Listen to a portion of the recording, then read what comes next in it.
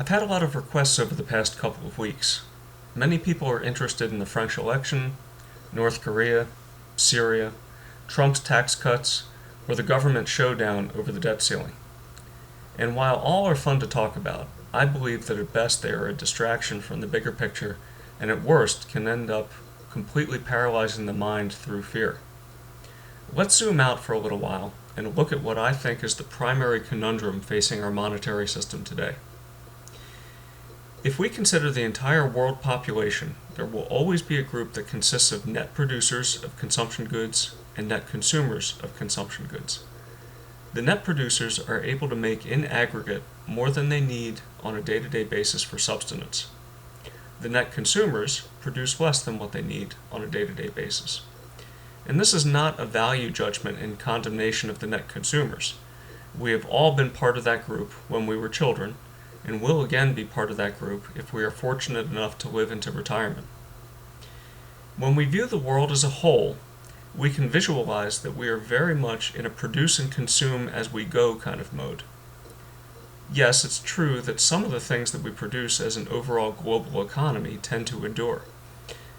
For example, we produce houses that last a long time, cars that may last about 10 years or so before entering the scrapyard, and intellectual property that has some lasting value. But one can argue that none of these things are truly permanent. The intellectual property tends to become obsolete over time. Houses and cars require constant maintenance if they are to last. Probably the only things that are produced which last virtually forever, for all intents and purposes, are precious metal coins. But those aren't really consumption goods. If we can agree on this at a basic conceptual level, then we can also agree that the world as a whole cannot save. It is only when we zoom in and focus on the various groups that we can see that there are some who produce more than they consume, and some who consume more than they produce. We haven't yet attached other labels to these groups.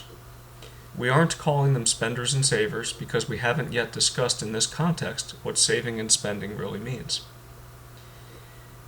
When the group who produces more than it consumes acknowledges that at some point it will want to consume more than it produces, then it creates a need to set aside a portion of production for future use. And this is the act of saving. But as I've said, consumption goods don't last forever. So that creates a bit of a problem for the net producers. As the diagram shows, the natural thing to do with extra production is to supply it to the net consumers. After all, the goods won't last forever, and so why not provide the excesses to those who need it? And the answer is that there's nothing wrong with it. To do so without asking anything in return is called charity, and I believe that charity is a very good thing. But that doesn't solve the problem of how to ensure a future supply of goods and services in return at some point. If the net producers had faith that equal charity would be provided to them in the future, then all would be well and good. But that would be a utopian society. We don't live in a utopian society, and so some other way of securing the future well-being needs to be sought. And this leads to the problem of how to carry value through time, or save, to give it a name. Now, I'm going to talk about how our world economy has decided to allow the net producers to save. Just bear in mind, as I do so, I'm going to demonstrate how it can't possibly work. Let's start by drawing a second arrow on this chart. The arrow will go in the opposite direction to the one representing the flow of excess consumption goods, and it will represent the assurances provided to the net consumers that at some time in the future when they need it, they will be able to obtain at least as much, if not more, goods and services as they parted with. The reason why I label this arrow as assurances instead of as payment is because what is transferred is not a tangible present good or even the title to a tangible present good, but rather a promise. And this is basically the nature of transactions in today's world. The net producers transfer present goods and services to the net consumers. The net consumers, in return, pay the net consumers with a promise to provide equal or greater value in the future. These are essentially financial contracts. Thus, we can see that every transaction which occurs involves a real good or service and a counterbalancing exchange of financial contract. there is very little direct exchange of consumption good for consumption good because we don't live in a barter society, at least not for now, while trust in financial assets is still strong. But what would happen if the net producers failed to value these financial assets? How would the world function? Well, with this type of architecture, the whole system would break down. And so the architects of the system needed to put in place a means of ensuring that the financial assets would have some value. How did they go about doing this? Let's talk about it. Anything that has utility also has value. So all the government needed to do was create a mandated demand for unbacked promises. If the government can require that a percentage of whatever value a person creates in his or her profession be paid in taxes in the form of a fiduciary media called legal tender, then that will create the necessary demand for unbacked paper notes. You want to participate in the economy and earn enough to eat and shelter your family? Well, you will also have to come up with a certain number of these unbacked paper notes to pay the government in the form of taxes. Voila! Instant compulsory demand. For over a century, the federal government did not have the power to levy a direct tax on income. Now, fortunately for the people in power, but unfortunately for everyone else, all it took to make it legal for the government to collect income tax was for it to change the law. The 16th Amendment to the Constitution was passed in 1913 for that purpose. Coincidentally, this was the same year that the Federal Reserve was established. Now, it's an odd thing that a law, which would be a requirement to give value to an unbacked fiat currency, was enacted not only in the same year that the Federal Reserve was created, but also at a time when we were still on the classical gold standard. Then again, it's not such an odd thing if we consider that the people who established the income tax and the Federal Reserve might also have intended all along to sever the link between gold and currency. But that's just my tinfoil hat coming out. Pay no attention to the man behind the curtain. Now, if a compulsory income tax can give automatic demand to an unbacked paper note and thus provide a reason for the population to accept them, then it's a reasonable question to ask how the people could be convinced that such an income tax would always be in place to guarantee the demand for the fiat currency in the future. Fortunately for the government powers, and again, unfortunately for everyone else, the 14th Amendment was already in place and had been ever since 1868, after the Civil War. The 14th Amendment, in Section 4, states that the debt of the United States shall not be questioned. So, as long as the government maintained a national debt, there would always be a need to collect taxes. Bingo. Now, two very important sufficient conditions for acceptance of a fiat currency were in place. So here is a very high-level overview of how those in power can use their powers of coercion to create the demand for unbacked fiat credit notes so that people will value them enough to use them. It's really quite simple when one stops to think about it. Now, some might argue that taxes are not the main driver creating demand for fiat credit notes, and that it's really the existing debt denominated in those notes which creates the bigger demand. And while I can understand that argument, I don't agree with it because it reverses cause and effect.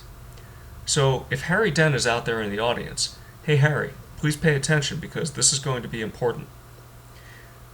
Let's take this system back to time zero when it was first created. All debt contracts at that time were denominated in a different debt note than we have today. If the government wanted to create a new fiat currency independent of gold, then the challenge would be to have it accepted in the first place. And if it wasn't accepted, then nobody would be willing to create a debt contract denominated in fiat credit notes in exchange for valuable goods and services, much less accept the fiat credit note itself. In other words, the value has to be established before the debt is created, not after. Now, the government did throw creditors a curveball in 1934 when Franklin Roosevelt made gold clauses in debt contracts unenforceable.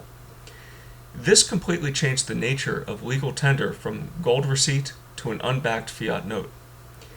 It was a restructuring of all debt contracts. But what was it that made the debt contracts still worth something? One cannot say that the debt contracts had value because the fiat credit notes that they were denominated in had value, and then turn around and say that the fiat credit notes had value because there was a debt outstanding that required them in payment. Doing so would be a completely circular argument. No, it's not the debt that gives the fiat credit notes value. It's the fact that the fiat credit notes are required for the payment of taxes that give them value. Of course, the national debt is still critical in this structure for guaranteeing that there will always be future taxes that the producers will need to pay. The national debt is very different from private debt, such as business loans and mortgages, for this very reason. The national debt, as a result of the 14th Amendment, requires the collection of tax revenue to be paid in legal tender. Throw in all the wasteful spending by government, and you can guarantee that there will always be an income tax, or at least a quickly growing national debt, which will eventually require higher tax payments. And another thing to consider is that the national debt, in contrast to private debt, will be rolled over in perpetuity. It will not have finite duration like private debts do. It is taxes which create the coercive demand for fiat money, and hence the artificial value, and not the debt contracts denominated in them. The national debt merely guarantees the coercive tax demand will be there forever. The debt has perceived value because the currency has perceived value, not the other way around. Got that, Harry? But there is still a piece missing from this system, and that is the element of time.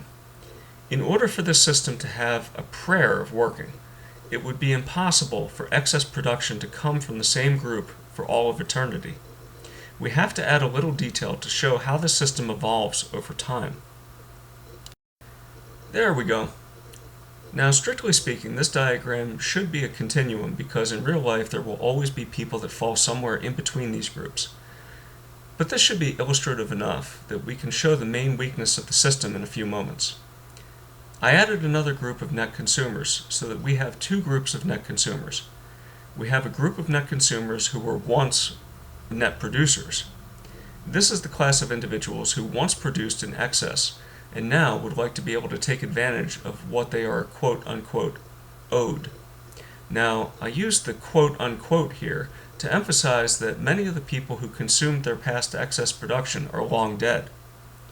You obviously can't collect on a debt from a dead person, but maybe I'm giving too much away about the fundamental flaw in the system. The other group of net consumers that I have added are the future net producers. This is the group of young people. Some of them will be young children in the very early stages of life who need to be cared for. Some of them are college-age kids who are going to school and taking out loans to do so. Some of them are young adults who are just starting out in life. The young adults are starting to produce value, but they are still net consumers because they need to take out loans to start households, buy their first cars, and what have you. Thus, they are still borrowing from the net producers. So in a very indirect way, the future producers are borrowing from the current producers and creating financial obligations which at some point will be called in. And this implies, of course, that some of the financial assets that you see flowing from the pool of past producers to current producers is really the gradual payoff of loans taken out in the past. And these are the private debt contracts that I said before that do have finite duration. But you'll notice something else which I put on this chart. It's an implicit assumption on the part of all of society that we don't generally give much thought to, and that is that the pool of future producers provides backing to this whole system. They are, in a sense, human collateral for all of the fiat credit notes. Without their future tax payments, made necessary by a burgeoning federal debt taken out in their name, the value of the fiat credit note would crumble. Thus, we come to a startling conclusion for all those who have followed my arguments so far. The fiat credit note is really a claim not only on a portion of the current tax revenues, but also on the future production of the youth, many of which had nobody in the government to represent their interests when all of the federal debt was taken out in their name. Now remind me, what is the definition of indentured servitude again? Now, putting morality aside, there is one crucial flaw in this whole system, which has the seeds of fiat credit note destruction sown into it. Can you identify what the flaw is? I'll give you a moment to think about it.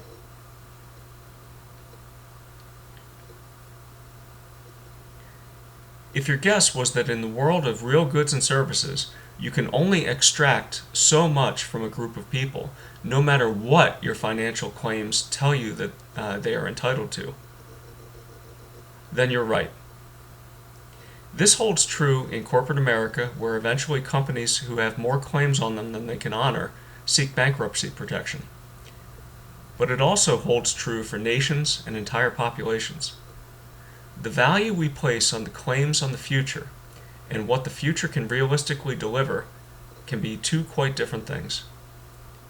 Now let's see what the data says about our demographic past and our demographic future.